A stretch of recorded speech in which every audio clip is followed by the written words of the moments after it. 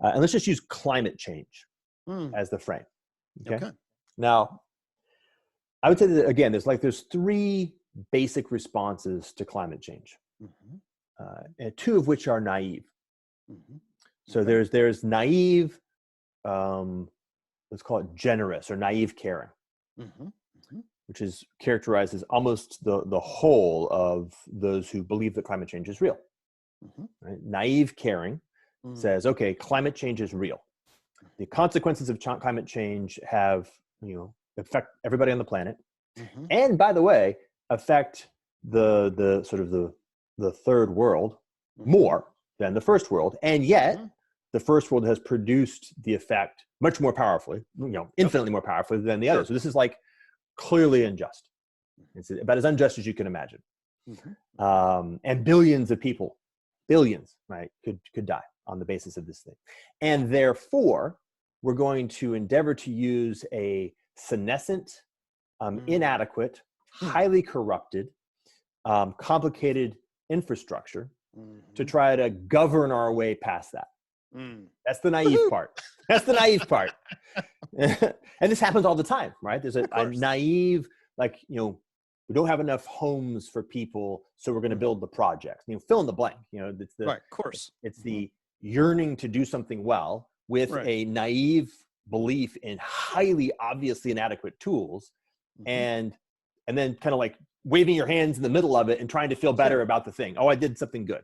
Right. The conservative critique of naive progressivism has some wisdom. It is correct. This is the thing. Both sides are fucking right. This is the problem.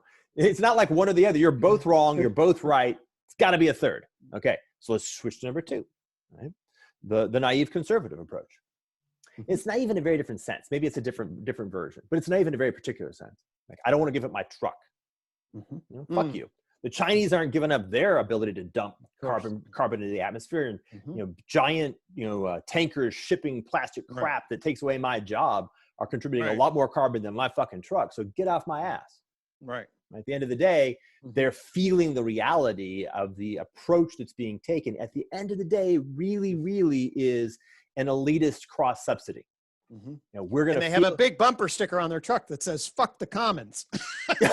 Well, not really. It's more like what's the real essence of it? The essence is something like, you don't get to fuck me using the notion of the commons as the argument.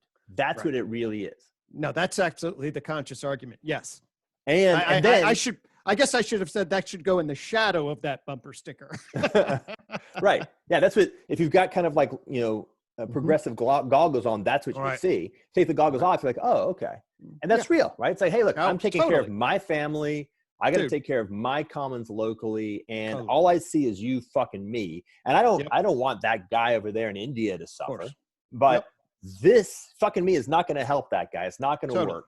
And I'm pretty sure you're full of shit, right? I'm pretty sure you're lying anyway. I'm pretty sure you're corrupt, part of a complicated, corrupt system. Right. So fuck you. I noticed that you flew a private jet to Davos to talk about this shit. Right? I just noticed. I was paying attention. Right. For the record. You didn't row a canoe. Right. All right. So that's like that one. But here's the problem. Whether or not you believe that climate change is real, okay, now we can kind of delete that. The proposition that complicated systems generate externalities into the complex, into nature, into human nature, right, and into their own working, their own machinery, and therefore, one, will collapse, and two, if allowed to hypertrophy beyond certain critical thresholds, will break the homeostatic capacity of the complicated systems they're operating on, or sorry, complex systems they're operating on. Right. A set of words that is itself too complicated to be received by most minds, nonetheless, is a precise articulation of a phenomenon, which we can generate it back down. Shit's fucked up, right? Things are definitely going to break in a bad way. And here's the problem. When the flood comes, your family is not going to fare any better, right? This thing is not going to work out.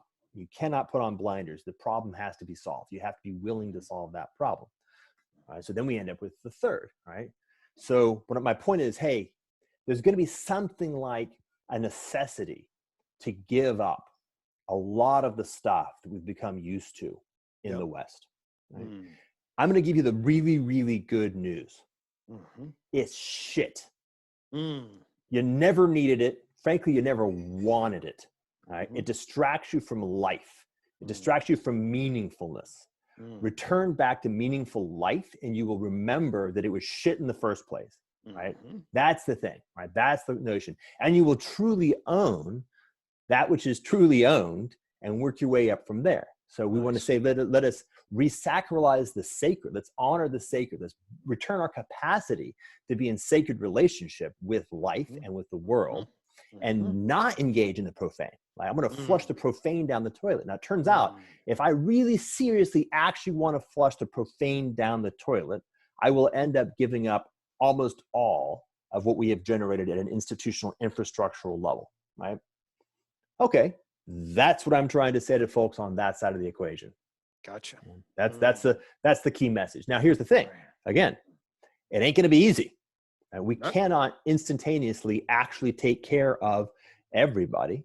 And in some sense, that's not our job, right? It's not our job to try to create a global institution that top down relieves everyone of the requirements of actually living lives, right? That removes meaningfulness. It's corrosive to meaningfulness. Absolutely. We want meaningfulness to be the thing that'll enable. So the indigenous from the bottom, then carefully as hell, start thinking about how we instantiate complicated systems that have built-in self-destructs at their instantiative root, right?